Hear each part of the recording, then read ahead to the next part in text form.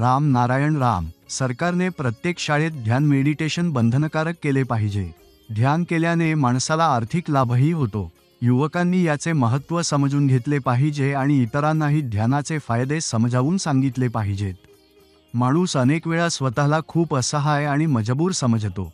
जीवनात अनेक वेळा परिस्थिती आपल्या विरोधात असते. आपले मन आपल्या अधीन राहत नाही. आपण आपल्या विवेकाचे ऐकू शकत नाही. अशा वेळी माणूस निराश आणि हताश होतो. अशा स्थितीत ध्यान करणे अत्यंत उपयुक्त ठरते. ध्यानाच्या माध्यमातून आपण आपल्या मनाला, विवेकाला आणि अंतरात्म्याला बळकट करतो. त्यांना आपल्या अधीन ठेवण्यास सक्षम होतो. म्हणूनच प्रत्येक माणसाने ध्यान करायलाच हवे. जेव्हा तुमचे मन आणि विवेक दोन्ही नियंत्रणात असतील, तेव्हा सृष्टी तुमच्याकडून चांगले कर्म करवून घेईल आणि तेच तुमचे धर्मही बनेल. ध्यान हे एका प्रकारची ध्वनिशक्ती आहे, जी आपल्या शरीरात वास करणाऱ्या 50,000 कोटी आत्म्यांना ऊर्जा प्रदान करते. त्यामुळे शरीराला बळ मिळते, जीवन मिळते, विचार करण्याची आणि समजून घेण्याची शक्ती निर्माण होते. आता अनेक जण विचारतील की ही ध्वनिशक्ती येते कुठून? तर ही शक्ती येते निसर्गातून. म्हणूनच निसर्ग, ही सृष्टी, आकाश आणि ब्रह्मांड हेच सर्व काही आहे. हेच आपल्याला जीवन देतात, आपल्याकडून कर्म करवून घेतात. जेव्हा तुम्ही ध्यानाच्या मुद्रेत जाता, तेव्हा फक्त एका जागी शांत बसून राम नारायण राम हे नामस्मरण करत राहा आणि मन केंद्रित ठेवा. या नामाचा सगळ्यात सुंदर भाग असा आहे की जेव्हा आपण त्याचा जप सुरू करतो, तेव्हा सुरुवातीला आपल्याला त्याकडे लक्ष द्यावे लागते, पण काही वेळातच हे नाव आपल्या श्वासांशी जोडले जाते. राम नारायण रामची ध्वनी म्हणजे आपल्या आतला विवेक आणि चैतन्य होय. ही ध्वनी सर्वांसाठी आहे, सर्वांसोबत आहे आणि सर्व शक्तींसाठी आहे. ही ध्वनी आपल्याशी संवाद साधते.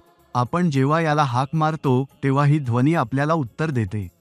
राम नारायण राम ही एक अशी ध्वनी आहे जी आपल्या हाकेला प्रतिसाद देते, समजते आणि आपल्या जवळ येते.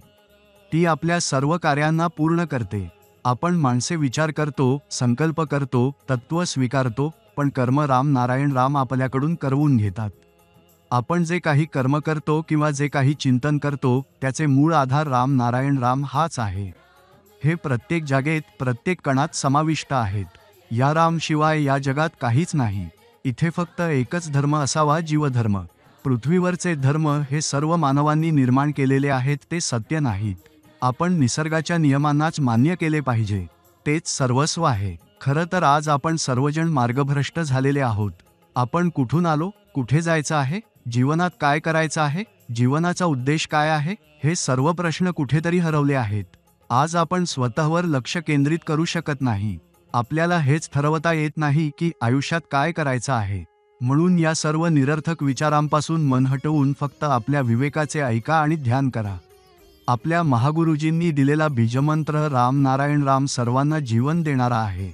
जसं जसा आपण या बीजमंत्राचा जप करतो, तसं तसा आपला अंतर्मनातील विवेक जागृत होतो. फक्त या बीजमंत्राला आपल्या जीवनात सामावून घ्या आणि चमत्कार पहा. आपल्या मनाला जागृत करा आणि ऊर्जा प्राप्त करा. राम नारायण राम तुमच्यातच आहे. फक्त त्याचे स्मरण करत राहा. राम नारायण राम.